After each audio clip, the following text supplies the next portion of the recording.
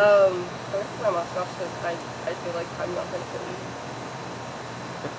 I just keep thinking in the back of my head like I'm going to die. Like, You're gonna be fine. It's fine. Yeah. It's all gonna happen eventually, you know. So, today I am joined here with Dusty from Vision Video. They are a very cool band based out of Athens. We are in Savannah, Georgia Goth gang. Yeah. It's a intense vibe because it's very hot, even though it's late September. Yeah. You got to be really committed to it. It's horrifying because yesterday it was so cold up north, and now I get here and I'm just like, yeah. So I packed some long sleeve things, and I'm just like, I'm actually going to get heat stroke and die. Yeah. Okay, so first question is that I personally hear like a lot of influence from The Cure in your music. Do you have a favorite Cure album? Yeah, I would say like if I had to pick one Cure record, I would say like probably Disintegration. Disintegration is my favorite. And I feel like that's like a very standard like goth kid answer for The Cure, but I mean, there are so many different records, and the thing that I really have always appreciated about The Cure is like they kind of went from very like sort of typical punk rock bands, right. their first record, Three Imaginary Boys, is like it's sort of very poppy punk music, and then that really sort of morphed as they went along, with like 17 Seconds is like getting a little bit weirder, and then like Pornography is like definitely very dark. That's dark. Depression music. That's depression music. So I mean, I think it depends on my mood generally. Right. The long answer is it really depends on the day, but Disintegration is probably most influential for me. Yeah. Because I think it's their most like meaningful album. Right. Like artistically, I think Robert Smith like really hit his stride. So I'd say Disintegration. I love the Head on the Door too, just like when I'm feeling happy. Yeah, Head on the Door is a great record too. I mean, I love the versatility. Yeah. The leaves fall. I don't know if that's on camera, but it doesn't feel like fall. It feels like death. But I tried to do some funky questions, so this is just a basic musical. Musical influences, and sometimes it's not as I guess easy to guess. Like sometimes it's something that's completely different genre. Yeah. So for influences for us as a band, I think it's kind of an interesting situation because basically like we all come from very different backgrounds. I grew up, sort of in the goth scene. I've been listening to that music since I was 13, 14. Yeah. So decades here later because I'm getting old. But Emily, she's like 10 years younger than I am. She listened to a lot of like emo and a lot of pop punk, but she also likes post punk and like goth rock and stuff like that. So she brings like interesting elements. Like she loves like the kind of typical like MCR, that kind of stuff. Alex actually was blasting for Tears for Sweet Revenge on the Yeah. It was very nice. Yeah, and I don't mind that stuff, I mean, I find value in it. Dan, our bass player, he grew up playing music in the kind of like early 2000s synth pop world. He was in a band that was like sort of unfortunately named I'm the World Trade Center, which was once 9/11 happened, that was kind of the end of that. But they were, I mean, and they were going to change their name, but it just sort of fell apart after that. But they were like pretty big, so he grew up playing music in that scene where it was like sort of dance punk and like synth pop. And our drummer Jason is like a straight up punk rocker. I mean, his other band is called She He He. They're a very like jet rock, like 70s style punk band. So he, I think it's kind of hard to say like that there's any specific influences that we have, but I think overall for me, because I kind of, what happened with Vision Video is I started writing the stuff in 2017, late 2017, and Jason and I started getting together and writing songs, and I think at that time, and especially moving forward into writing the record, we were listening to a lot of like Chameleons, Okay. which is one of my favorite bands. They're sort of extremely underrated band. Yeah, I feel that. Yeah, and they were big in the UK. They were not like ever huge here for whatever reason. I think it was kind of a weird thing that happened in the 80s. Yeah. Just bands were regionally large. Right. But, so yeah, the Chameleons definitely added a lot of influence. There was a lot of like 80s pop influence to our first record that's about to be out, and like bands like Big Country from Scotland. Oh boy, there's so many different angles to it, but there's also like the true blue goth rock stuff like Bauhaus, and like Skeletal Family was a really big influence for my guitar playing. But I think one of our strongest points with the band is like we are sort of so multifaceted that there's no like one exact thing. Like there's the obvious like the Cure, the Smiths, Joy Division that are like abiding influences, but there's no like, it's not like, oh, they sound just like this, and that's what I wanted. I didn't want it to be like I'm not trying to like replicate. I want to pay homage to music, but I'm not trying to like make something that's already been made. Right. I think that's really important because just from a listener's perspective, sometimes people say, "Oh, I want to find a band that sounds like The Cure or The Smiths or whatever." Right. But it's like it's strange because it's like you want like similar, but you don't want to feel like this is like some like strange cover band from a parallel dimension. Yeah. I mean, and I think that's a lot of like the music that we listen to these days, or that we're offered, is like it's not bad. It's just the same sort of thing over again. Yeah. And I'm interested in like familiarity, but not like being totally derivative and contrived from stuff that we've already heard. Right. Yeah.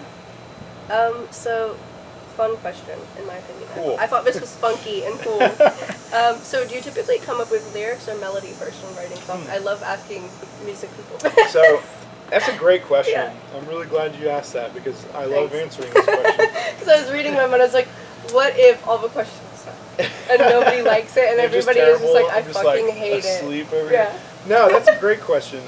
And honestly, I'm a very firm believer in, for myself and my method, is I write the melody and the music first. Yeah. Because I really believe that basically if the underlying music, which is the foundation of your message, right? So like, and this is why I enjoy talking about this question. Yeah. So you kind of have to think about like what music is, right? Yeah. Music is art.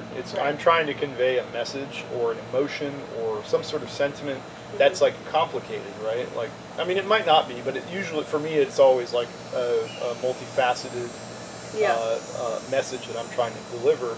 So, the music itself, the sound sonically is the foundation and the vehicle of which I'm trying to deliver that message to you, right? So if that sucks, that message is never going to get through, right? I mean, like you're not going to infer like what I'm trying to say to you, right? Or make you feel or experience or whatever. So ultimately, that has to be good. That foundation has to be strong, right? Otherwise, it's just never going to process.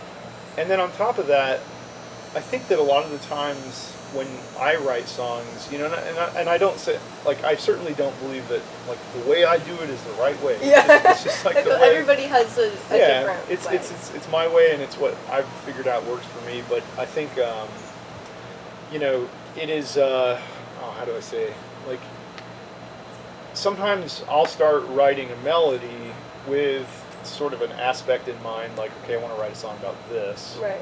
And so I'll try to, like, be thinking about, whatever I want to write a song about.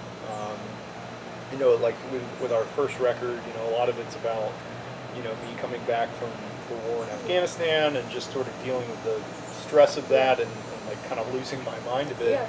But a lot of the times the song will sort of, you know, in the melody and in the music itself, it will sort of take place in its own way, Yeah. and it will become something else that I didn't imagine.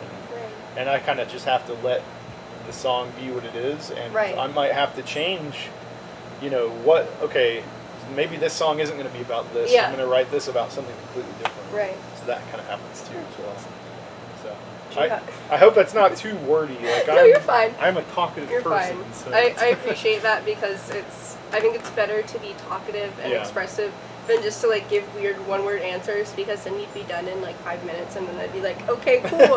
So- I guess I'm gonna sit here, yeah, you know. Yeah. I guess I'm just gonna stand in the street, you know. So do you have any like strange or fascinating things about you? Love Strange or fascinating? Like I things? love. The wonderful thing about people is we're so multifaceted. Right. And like I have friends and family, and you find out all this weird shit where you're like, well, I never knew you did this. Yeah. Or like I never knew you played the banjo. Or you know, Right. like, I never knew you were a professional clown. Like That's- all this yeah. stuff where you're like, you don't. People are so weird. Yeah. Oh, People for have sure. secrets. People are interesting. So do you have anything interesting? I mean, I guess I live a lot of my life very on the sleeve, so, I am a full-time paramedic and firefighter, and I think that's pretty bizarre considering, the goth rock band Yeah. and everything. It's a very juxtaposed sort of life that I live. On Yeah. one hand, I do this highly technical professional job that's Yeah. very meaningful. I mean, Right. we help people and we do all these crazy things all the time, Right. but, and then I come home and I put on a bunch of makeup and make TikTok videos. I relate to that. Yeah. So it's and that's something that I never saw myself doing. When the pandemic started and everything, I created the band's TikTok page Yeah. because I was like, oh, this should be. I didn't think fun. I was gonna make TikToks as much, and now I'm just like, Yeah, it's some days I'm like, we are getting dressed to make TikToks. Yeah. This is like, I need motivation Yeah. to do something. exactly. Yeah. And I think it's kind of helpful in It a is. mental health way as well. Oh, it totally is. I mean, it's Because I'm it's a form of productivity. Yeah, I'm not just existing like a weird person in my Yeah. pajamas. Yeah. I mean, I could just as well easily lay around, listen to records, play video games, and watch movies. Yeah. Or I could just sit with my nonstop. cat looking at Yeah. it. Oh, I'd just yeah. cry. Yeah. Oh, that's an interesting thing about me. I have 3 cats. Babies. One's outdoor mostly. Can you tell us the cat's name? Oh yeah. So my cats' Yay. names are ridiculous. So my first cat, the mostly outdoor cat, his name it's in German. It's König Grauwald von Liechtenstein, which means Okay. King Grey Forest of Liechtenstein. Okay. I don't know how I came up with that. He's Does just he have very. a nickname, or do you? Yeah, I just call him Grau. Okay. It's just Gray in German, but Baby. he's really cute. He's just like a good classic ass cat. I love that. He's just the cattest cat you will ever meet. And then I got my second cat. He's indoor. His name is Marshmallow. And Marshmallow, I've seen him. yeah, He's very cute. yeah. Most everybody's probably pretty familiar with Marshmallow. I love him. He's got heterochromia, so he has 2 different We color love eyes. that. And I was gonna name him Bowie because Oh, David Bowie's I eyes, love but Marshmallow was his original name He from do the look shelter. like a marshmallow. Well, he's very sweet and he's very stupid, so it kind of Yeah. worked, and I was like, I can't change his name. And then my third cat is Lieutenant Ellen Ripley from Aliens. Oh, wow, okay. She's just You call her just Ellen for sure. Yeah, or Ripley. Very cute. So she's really curious and adventurous, I and she's love always that. getting in everything, so it stuck with her. So, I love talking about that. Yeah. No, I love very cats happy. so much. Yeah. They're the best Best animals. baby. They take care of themselves. You got to take care of them obviously, Yeah. but they're very independent. Jinx is my baby. It's Jinx black cat. He is black and white, so Oh, he perfect. has a mustache and I'll show you a picture of him later. He's so cute. And he has little socks. I love Oh, him. cool. He's the cutest Mr. Baby. Yeah. I love him so much. I'm trying to think about anything else. Yeah, that's- he's a big chunky baby too. Oh yeah. He's very cute. He loves napping and eating. Oh yeah. Me too. Um, Coincidentally. And then at my grandparents' house, he's been eating my grandma's basil. Oh man. And we didn't know that like he would do that. Yeah. Because my grandma's like a clean freak, and she's like, I don't want the, you know. But she just clips it from the top now. Like I think she's accepted. Chinks is going to eat some of the basil, and sometimes he just like. He was laying down a few weeks ago, and he just had a piece of like basil between his bottom teeth. And I thought it was stuck on his fur, so I was trying to get it out, and it's just like, what are you doing? Like, little man, what's going on? Yeah. And it was between his teeth. He was holding it there. Oh boy. And so I was just like, is this? We just saving this for what is this? You know? Yeah, a little snack for later. But he likes that. He likes to just like. We had a strawberry plant, and it really did not do well. So he would play with like the vine kind of part from that. Yeah. And that was like the best cat toy. I was like, we buy you cat toys, we love those. Yeah. So that's kind of fun. But this, I don't even know if this question is very applicable right now. Best recent gig you've been to, and by recent, probably 6 months ago. Yeah. No, that's. I think it's a good question because so our last gig that we played was at a place called Saturn in Birmingham, Alabama. Okay. And coincidentally, it's like one of my favorite venues. That was my first and last time playing there. Very cool. And it was so my friend actually recently became the manager of Saturn. Oh, cool. So you know he helped us get that show booked, and that was literally right before all the lockdowns started. Yeah. It was like a week before everything really started to kind of come into. Yeah, I mean, because I think that was at a time where, you know, the government wasn't doing a very good job at like telling us how important this stuff was. Yeah. So you know, we were all just kind of like, well, okay, well, I mean, it's going to come at some point, and but we were very aware that it was like our last show for the foreseeable future. I guess that's kind of good from an emotional standpoint. Yeah, and there's actually some video footage that we've gotten of the show, and it's just like such a cool show because what they did was they put so you know there's like when they go down to Half House because we weren't selling it out. Yeah. So what they do is they take you off the stage, but they put you on the floor, and they put up this big parachute. It's like a 70s or 80s military parachute, and they put it behind you, and they backcast all these lights into it. Very cool. And it was just like super psychedelic and crazy looking. But I've never it was really neat. So we played there, but the fun part about that was so Saturn has a apartment above it that they own. Yeah. And it's for the artists, so you don't have to like get a hotel or an Airbnb. Cool. We love that. And it's super cool. Like basically we all stayed up in there. Yeah. So like we just partied our asses off because I love that. We knew it was probably the last time for who knows how long. Right. And it was just such a great time. Yeah. We just it was like a huge bummer, but it was also like it was right before we put out our first single, and it's kind of been that like reminder to us of like, hey, this is all going to come back. Right. So I just every time I get really upset about not being able to play or get out there, I just think about that show and I'm like, this is going to happen again. We'll be back. I've been doing the same thing where I'm like thinking about gigs or watching videos from gigs and looking at pictures of me and my friends at gigs, and I'm just like, eventually we will be here. Yeah. It's just going to take some time, but I think next year, we'll get something relatively close to normalcy, hopefully. We'll see. I hope so. Are there any particular venues that you want to play in the future? I know some people, like some musicians that I've spoken to are like, oh, I want to play, the Masquerade in Atlanta or... Masquerade would be great. Wherever the hell in the Middle East, like other cool venues. You're right. Starland Ballroom is a cool one. Like the Stone Cognac in there. Yeah. The outdoor stage, but indoor stage is actually really small. It's like, but some musicians are like, oh my god, I have to play this venue before I die, or I'm Right. going to go absolutely Yeah, AWOL, yeah. and yeah. Yeah, I definitely have like a dream list of places that I would love to play. I would love to play. I mean, this is like huge, but I mean, Red Rocks, Colorado would be like unbelievable. I don't know Colorado very well. Yeah, Red Rocks is just like one of the. I mean, I've actually never been there, but just I've seen a lot of performances, that have been recorded from there, and it's just always incredible.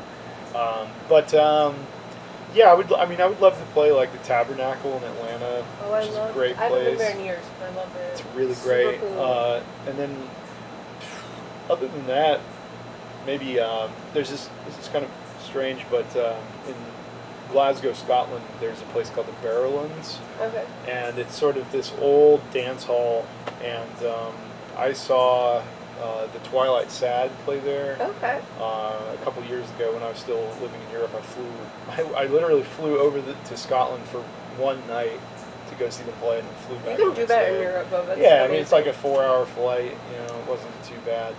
But that place is super cool because it's this old dance hall from like the early 1900s, and it's just this like beautiful, huge room, and it's got this old wood, and the sound there is just incredible because that wood just like reverberates in just a strange way, and it was, I would love to play there. I think it would be really lit to have like a goth rock show or like festival. Multiple band lineup.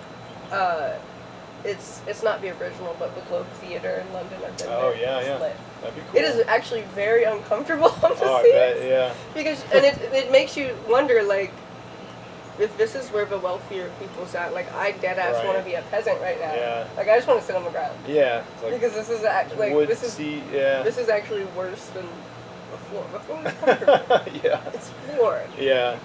Yeah. Absolutely. Do you have any favorite authors? Yeah, I really love Kurt Vonnegut Jr. I grew up reading a lot of Vonnegut, just like, pretty much all of it. Yeah. There's only a couple of his books that I haven't read at this point. I really love Stephen King. I feel like that's a little cliche. I was looking at, do you have the cat? Oh, yeah. Is that him? Yeah, more or less. It's like my traditional it reminded me of him. Yeah, it's church. I love him. Yeah, I actually have the like Micmac burial ground symbol. Yeah. I love Pet Sematary. It's like one of my favorite books. But yeah, it's King for sure. Yeah. I love Stephen King. One of my favorite authors of all time is this guy named Tim O'Brien. He was drafted into the Vietnam War, and he wrote this book called The Things They Carried, and he writes in this very like prose heavy, it's almost like poetry. Yeah. But he's just like such a beautiful, profound author. I'm trying to think of others that I'm really fond of. I like poetry a lot. Yeah. It's really weird when people are like, if you weren't going to go to cosmetology school, what would you do? Yeah. Like if you had a college, right, like major, what would you do? Liberal arts kind of thing, yeah. Honestly, like, and I could go back and work in the future, I'm really into like poetry and Shakespeare and like theater, because I was a theater kid. Right. That's like obvious. I don't know. Like I'm kind of shy, but then I also do like crackhead makeup, so like it all makes sense. Right. It's like performative, yeah. But I can dig it. That was fun. We actually won 3rd place for the state of Georgia when I played 2 years ago. Oh, cool. So that was a lot of work, but it was really fun. And it was really weird. We thought state was going to be in like Atlanta. Oh yeah. But it was still in Vidalia. Oh, so it was a regional one, so it was really weird, and we're just like, okay, we made it, but also we were driving back to Vidalia, Georgia, and there's like an Onion hotel. Yeah, that's bizarre. I was going to say, and like, Onion we went to like a Chick-fil-A, aka homophobic chicken. Yeah. And I'm a vegetarian. I was like, y'all want me to die. I see how it is. Yeah. And it was right near like a Tractor Supply store, and I was just like, where are we? Like, there's a lot of that in Georgia where you're just like, Yeah, or the drive from like Yeah. Savannah to Atlanta. Yep. If I go to shows, like it's just like. Yeah, it's not fun. It's and I'm very, just like, why are there so many Confederate flags? That's so stinky. it's very. I love seeing horses. When you drive Yeah. by horses, you have to say horses. Yeah. Or ponies. Like it's like a weird unwritten rule of being a human being. Look at that. It's a horse. Yeah. Or cows. Yeah. Yeah. My mom used to work on a dairy farm, so like we love cows. Oh, okay. We have like cow figurines of cows. That's cute. And like I had to explain to Alex when we went to my mom's house yesterday to pick up my tripod and stuff. Yeah. We have like these like plastic rhinos that my mom just likes, and they're just like near when you walk in. Yeah. A lot of just weird shit. We have like Lucky Cats on the mantle. Yeah. And she has like these like weird. She's like stopped collecting weird vintage like dog figures, but that was her thing for me. Okay. I really like them. We have a poodle. Oh, It's really cute. And like a bulldog. Yeah. So I like them a lot. But any recent albums from other musicians that you've enjoyed? Oh, yeah. Let's see. I can't remember the name of the record, but this band Corin, it's Korine, Corin. They I just thought you meant. not Corn, yeah. Yeah, It's Corin. like Dusty, it's not an underground band. Yeah, no, this is a synth pop duo, Okay. and it's very like 80s, but it's got like kind of New Order and like very like some darker undertones. Yeah. But their new record is like absolutely fantastic. I've been listening to that on repeat lately. Let's see here. One of my favorite modern kind of goth rock bands is a band called Secret Shame. They're from Asheville. Okay. And they just put out a single. I've been told I need to go to Asheville by so many Yeah. people, and I really want to go. It's really cool. It's very similar. Like you've been to Athens, like where we're Yeah. from. So it's very similar to Athens. Yeah, my cousin got married there 2 years ago. Okay. But it wasn't like we stayed in Athens, but it was like the middle of nowhere, like near a cliff somewhere in Georgia, and I was just like, "Yo, where are we?" Yeah. Yeah, Athens. Like is I don't cool. think we had any Wi-Fi out there, Oh, boy. and like we got lost on the way there, Yeah. and there was like barbecue at the wedding, and I was just like, Oh, "We are in Georgia." Yeah, Wow. this is a Georgia wedding. Yeah. No, but yeah. So Secret Shame's from Asheville, and they're just incredible. They got a lot of like influences from like you definitely hear like Bauhaus Very cool. and Susie and the Banshees, like, but some like intense like death rock stuff going love on there that. too. Like for sure you hear like some 45 Grave, but they have their own like that. unique sound, which I mean, Yeah. you know, and again, kind of referring to what we were talking about before, like they're a band that they're Right. very much so themselves, and I appreciate that because you know when you sound like yourself, like I think that speaks volumes Yeah. about what you're doing. You know? Right. If the first and only thing that you can really say about a band is, oh well, they sound like this, Right. or they sound like this other band. It's Right. like, well, what are you doing? But Like, if you they sound like this band, but if this band was really off. yeah, I mean, so like Yeah. Secret Shame is one of those bands that sounds like they only sound like Secret Shame. I love that. And that's Little yeah. spider, he's just hanging out. Little man. Oh yeah. I do this thing where I'm anxious and I'm like, is it filming? Because I'm Oh yeah. fucking dumb. Oh, and boy. I always have to check, okay, good. Yeah, Yeah, no, we've been me- talking for 33 minutes. We love to edit. I actually really enjoy editing long videos because I'm Yeah. like, You get this a lot is of something, material to I'm like, cut this from. is something to do, and it is also an excuse Right. for me to eat dinner at 9 p.m. and be a crazy person. Yeah. And not be responsible for like an hour. Right. You know, like kind of just vibe. I need to stop saying, like, there's just certain words where I'm like, I will say this for No 2 worries. weeks. No worries. Okay, best music related compliment that you've received. Oh boy. Not just like a regular compliment. Like, sick eyebrows, my man. Yeah, yeah. Do men do that to other men? Do they? Like, Not really. Not usually. that's sad. Best compliment. If I were a musically. straight man, I would compliment other straight men. They're just bad. Yeah. Like, I mean, yeah. I mean, like if his I think outfit is it's- funky, tell him. Right, right. I think that should be normalized. Yeah. Musically, I'd say the best compliment I've probably ever received is like, I got an email a couple weeks ago from a guy. Yeah, he's from Athens, and he's sort of like a curmudgeon, like older kind of punk rock guy who's been around the scene for a long time. I wouldn't quite call him a grandpa, okay. But he's definitely older, and he basically sent me an email that was like, you know, you're one of the only bands in Athens, and there are a lot of bands in Athens, but he's like, you guys are one of the only bands in Athens that I really actually enjoy. Yeah. And, you know, he's like, I would never normally, like, send an email to anybody about this kind of thing. But, you know, so, I mean, it's like... Feel compelled to email. That was kind of cool. Yeah, it was kind of cool that, like, we, like, won over the, like, music snob, older punk rock guy. That's so cool. that was kind of neat. But, I don't know. I mean, I there's not, like, any one particular memory of a compliment, I think, sticks out. Yeah. But, like, every time when we do play, you know, I make a point to hang out after the show and meet as many people. Important. It's really weird to me if, like, smaller artists, but then, like, I don't know if you've ever, like, met somebody like this, but it's awful. Like, smaller artists, but for some reason they're acting like... Like they're huge, yeah. Yes! That is, like, the most annoying thing, because I'm just like, please get over yourself, like, be a nice person. Yeah. Like, even, like, Robert Smith is a nice person. Like, why can't you just, like, be a normal human being and not have a god complex? Like, it's not bad. Yeah, I don't really get the, like, obsession with...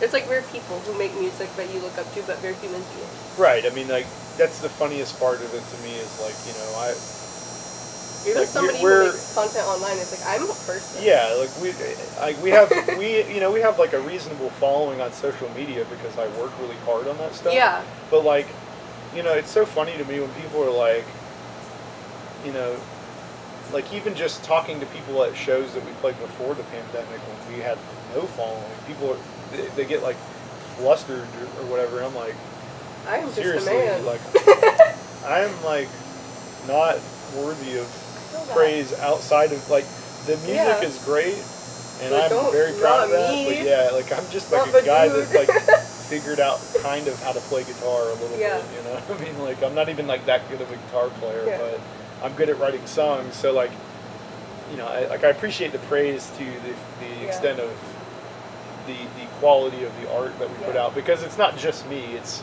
you know, there are 3 other incredible artists with me that make that sound. I mean, I cannot do it alone, and I would not want to. Right. So and I think that is like worthy of praise, but me as just like a guy, like, you know, I mean, I've done some cool things in my life, but like, I'm just the guy being a dude. Yeah, exactly. Being a guy. Dude being a guy, exactly. I love that. So. This is like, your 2 separate questions, but I'm going to merge them into one sort of. Okay. So, do you have a favorite lyric of all time by another artist, and do you have a favorite vision video lyric? Yeah. I like talking about lyrics. Sure. So I'm a poetry person. Yeah, no, that's a great question. Yeah. Other artists' lyrics, let me think of like my favorite. Like, I like so many, but for different reasons. Yeah. Like, some are funny, and some just like hit you in the feels when you're like crying. Yeah. Yeah. I think there's this like one song from one of my favorite artists, this guy named Scott Hutchison from this band Frightened Rabbit. They're a Scottish band. Fun fact, actually, my guitar was originally owned by Scott. He died a couple years ago. Unfortunately, he committed suicide. He's a very mentally ill guy. I bought his guitar on an auction that he was doing for charity back when he was alive. And I like didn't think I was going to win it because he's like a famous musician. I put in like a very modest bid, and I won it. I just don't think that like people knew that he was auctioning it. Right. So sometimes things happen at the right time. But it's a beautiful guitar. It's a 64 Fender Jag, and but anyway, so Scott wrote this song on their, I think it's on their last record, but has a couple lines on that record that just really resonated with me. I can't like think of them off the top of my head because my brain is not very good at that kind of thing. But my brain is not very good. I yeah, really resonate with that. Yeah, but again, to kind of go back to Disintegration with The Cure, like that song on that same named record, yes. that has some of the most beautiful, dark and surreal imagery that he conjures through words, and I always like have this like picture in my mind whenever I listen to that song of just like this sort of like sordid lovers quarrel, and just like this almost like nightmare state of things. Yeah. But yeah, so yeah, it'd be hard to like pin down any one particular line of anything, but for Vision Video songs, as far as three. for One us, is a cover. Yeah. So it's like a 50-50 thing. Yeah. Love that. Yeah. I'm trying to think of like any one line that I wrote that I'm particularly proud of. Yeah, that's a difficult question. Maybe off of the song Ink and Red. I mean, there's some stuff in there that's my favorite of our songs. Yeah. To date. I mean, it's probably the most meaningful to me personally on the record. Yeah, I mean, I'd say, I mean that song in general, I think lyrically is the most important for me. Very cool. So what can fans of the band expect in the near future? I know Corona is happening. Yeah, that really threw like She is here. Yeah. It threw a loop for everything as far as our planning. So like right now we're talking to a couple of record labels to figure out possibly signing with them. Very cool. Yeah, it's like a Very lot. swag money. It's a lot of negotiating, and it's a lot of back and forth, and like you just don't ever know like if it's gonna work out or not. And so like right now we're sort of coming to some sort of conclusion with that.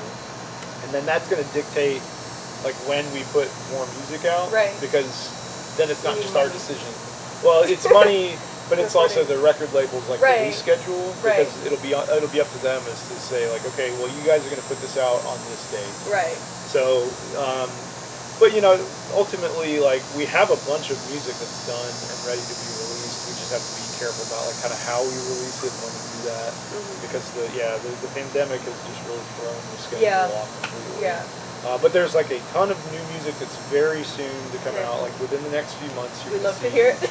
Yeah, you're gonna see a lot of stuff. I think likely what if I had to just like guess, and it's just pure speculation at this point, but I think what we'll see is probably a late November release of another single, and then there will be like a full length in January. Very cool. So more's coming. I promise. Cool. So I don't know how long you've been, touring with Vision Video. How long has that been? So we started collectively in 2018, and we had really just started. So y'all are like a baby. Y'all are like a 2-year-old. We're very new. We're very new. I mean, like we just started getting out of town a lot. We had shows booked in like Chicago, more or less. Atlanta. I mean, we were really getting out of Athens. It's kind of hard in Athens because there's a lot of really great music venues. So you get kind of stuck there a lot because it's so easy to play there. So a lot of bands don't tour as much as they should coming from Athens. We were very much so trying to get like a lot of touring going. And it all just got totally dashed. I feel that.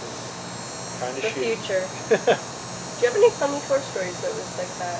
Good question. So then I was like, do you have any funny tour stories? Yeah, I mean, we've got a couple.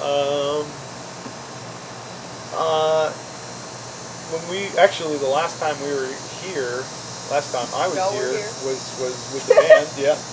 Question mark? It was St. Patty's Day last year. Okay. And I was here. If you're not familiar with Savannah, it's a huge holiday here, which is kind of bizarre. Lots of drunk people in this. It's like sort of like a It's miniature, kind of a burden though if you live here. Yeah, though. I would honestly You're just like, great, there's a bunch of drunk people Right. throwing up on the street. Had we not been playing, I definitely would not have come. Yeah. But it's sort of like, I guess, like a miniature Mardi Gras type thing. But yeah, we came and they unfortunately just closed forever. There's this place called the Jinx. The Jinx, I was gonna say. Yeah, that was a killer venue, and we played there, and so we were playing in the middle of the show, and it was like really funny because like there were just a lot of like normal ass people, Yeah. you know, because every bar is just so full. Yeah. And like I was getting a drink at the bar, and this like total fucking bro was like, you know, I'm in like all this makeup and shit, and he's like, whoa, what the fuck is wrong with you? And I was like, I get asked that all the time. yeah, I was just like, all right, man. People are like, what's wrong with you? And I'm like, I don't know what's wrong with you. Yeah, Because you took it out of your day to come up to me, comma, somebody you do not shit, know, yeah. to say, what's wrong with you? What's wrong Right. with you? Ask yourself that first.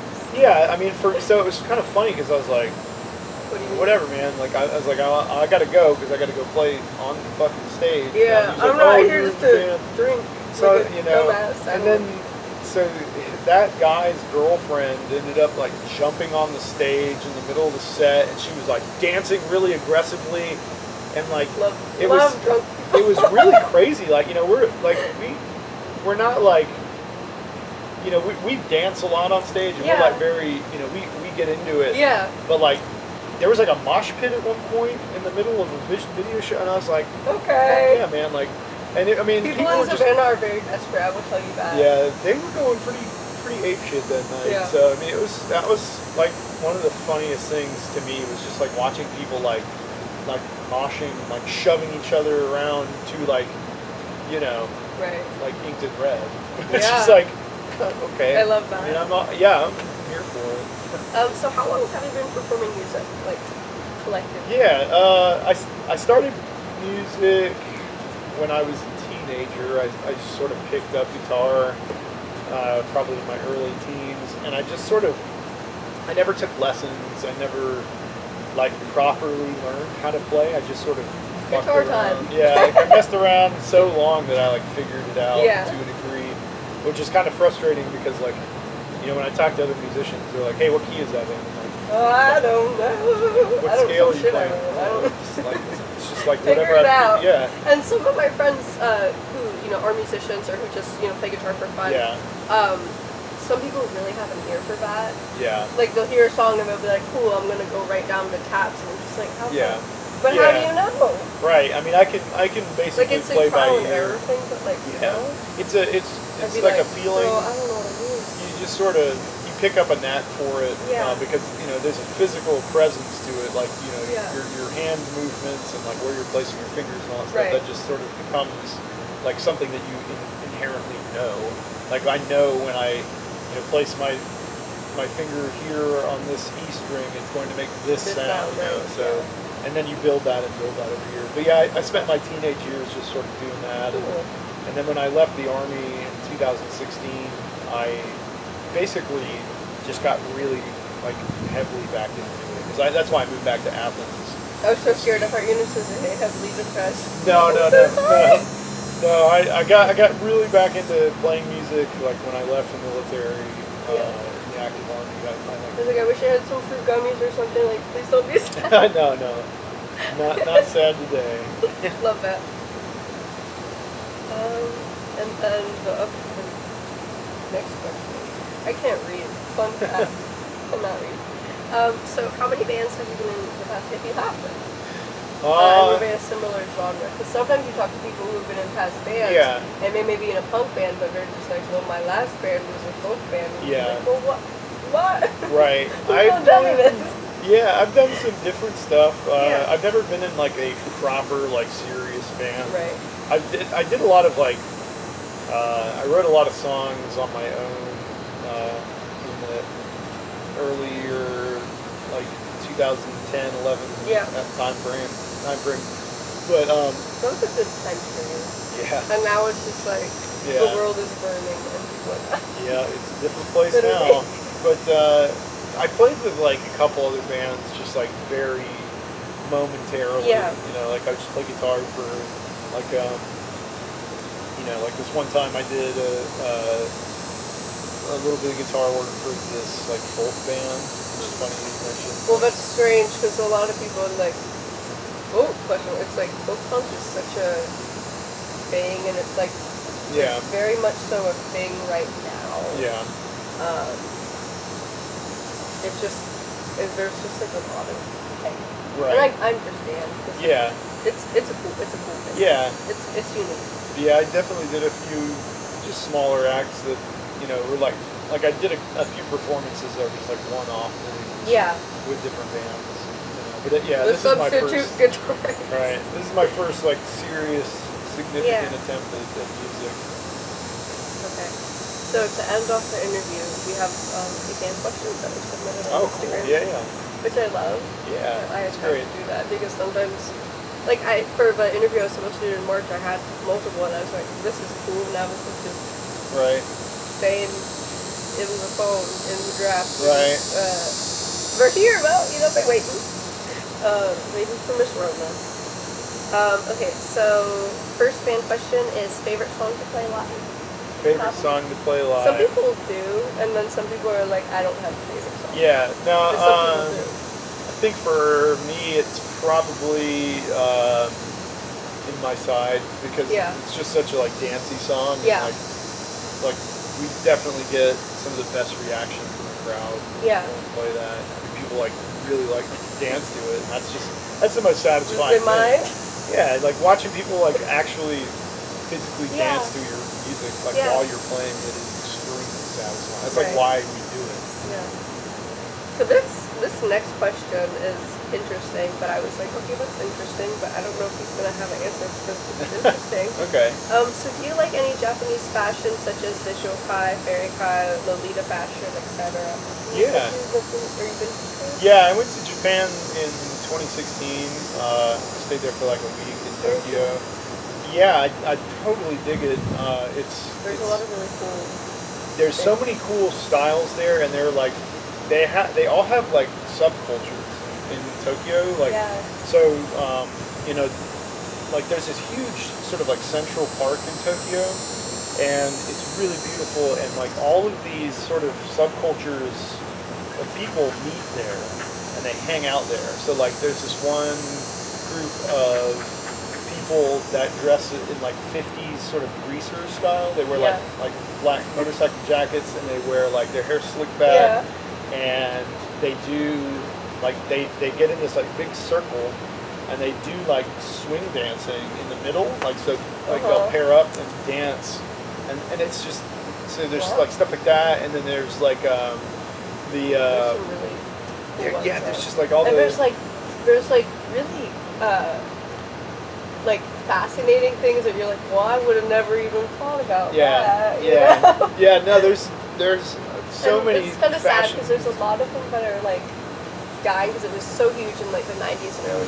2000s, and it's like it's kind of died in a way.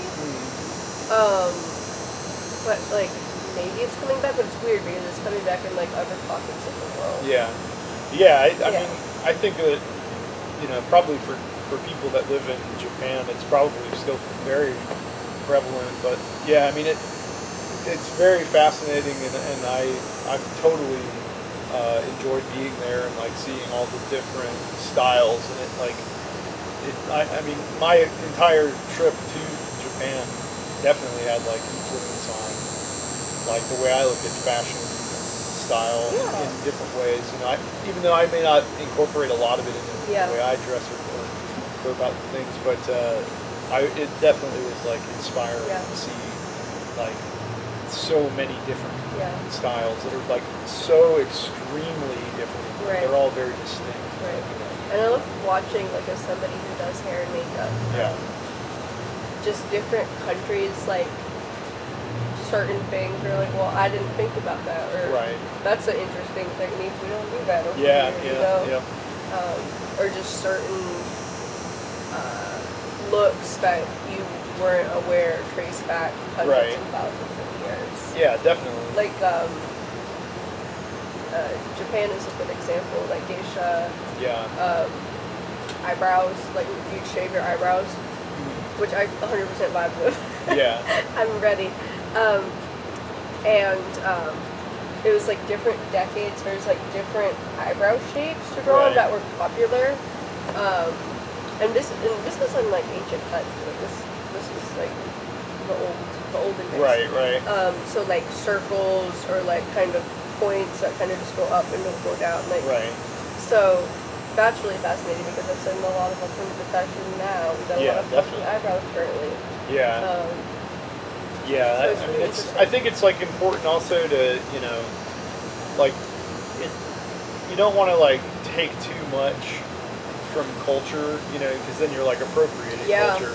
But I think I think there's like a fine line between like being inspired by something, and like, you know, adding an aspect or like an angle of it to your own style without just like straight up being like the fucking girl in Coachella with a, you know, Native American headdress on. Like that, you know. And I think it's all about, you know, like cultural appropriation is like a difficult thing, right? Like, and sometimes people, this is interesting, like, sometimes people aren't like aware, or sometimes they get mad at people for things, but they're not aware multiple cultures wear them. It can be. I mean, like that keeps happening. Like I keep getting TikTok comments if I have a nose chain on, because people are like, isn't that like an Indian thing? And some people get like really mad about it, but they're never actually Indian themselves. Like they're normally just like white teenagers, but you know, whatever. I still appreciate concern, you know, but and I have to explain, like, you know, Roma people tradition is like my great grandmother wore a nose chain and like a declo like every day. You know, like headscarf, nose chain, like I mean, that was the thing. And like there's bound to be like similarities in cultures, and, you know, especially the way that we like adorn ourselves, and like plenty of Roma people like also would have nose piercings in a time when it was like very taboo and you're not supposed to pierce yourself.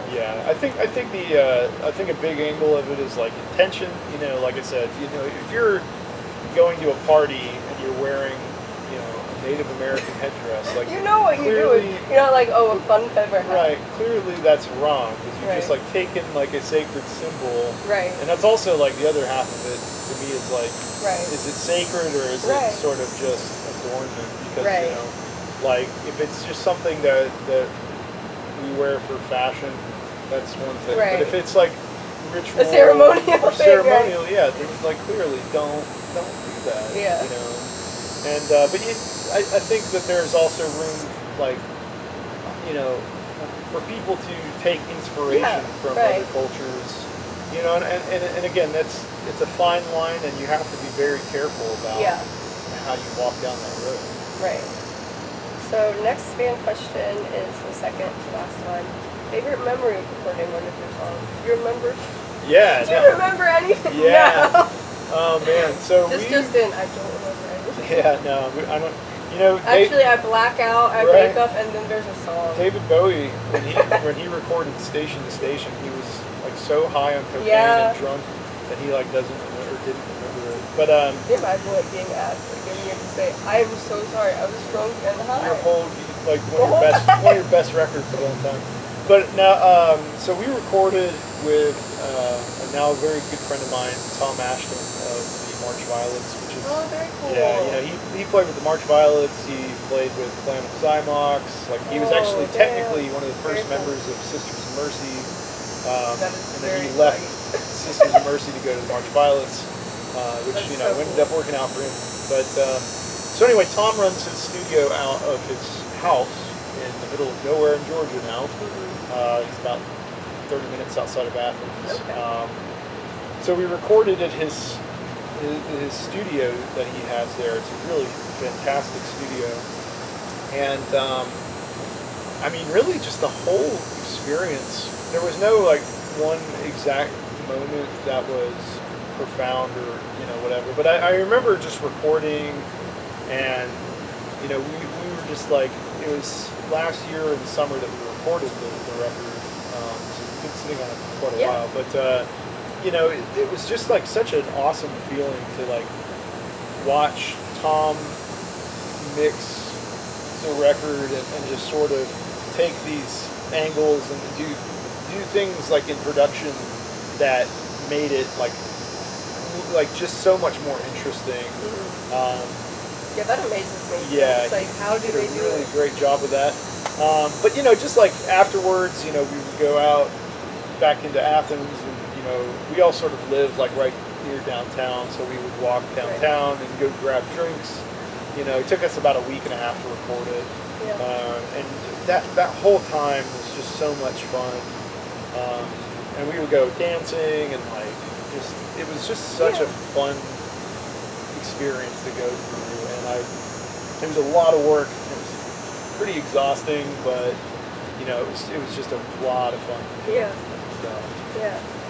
And the final question is, if you were able to collaborate with any band or artist, who would it be? I don't know if they mean dead or alive. I would just say alive. We could get a Yeah. So Hi, Roswell. Man, yeah. That would be very good. There's so many dead artists. Dead artists that are really good, where it's like right. Oh, let me think about I've been that. listening to a lot of like Roland S. Howard, and I'm just like, okay. dang it, he died, but he really made some pop. Right. I think currently bands that I would love to collaborate with are, like I mentioned, Foreign, and just because they're still in the same kind of realm as us, but they're very much so like synth pop bands. I think it'd be really cool to do something with them where it's like different things coming together. Collide. Man, there are so many bands that I would love to work with. Twin Tribes, out in Texas. My friend Jack with Panic Priest, he would be a lot of fun to work with. So if you have any recommendations, just message us, and we'll get in touch with these people. And, I'm all for working. Email them until they respond. Yeah. Send ominous emails. Yeah. I'm always afraid of like, instead of sending a right email, like just like not finishing the email. Right. So it's just like hi, and it's just like help. Right. Yeah. Or like, oh, it's an omelet recipe. Oh boy. No worries. Or whatever.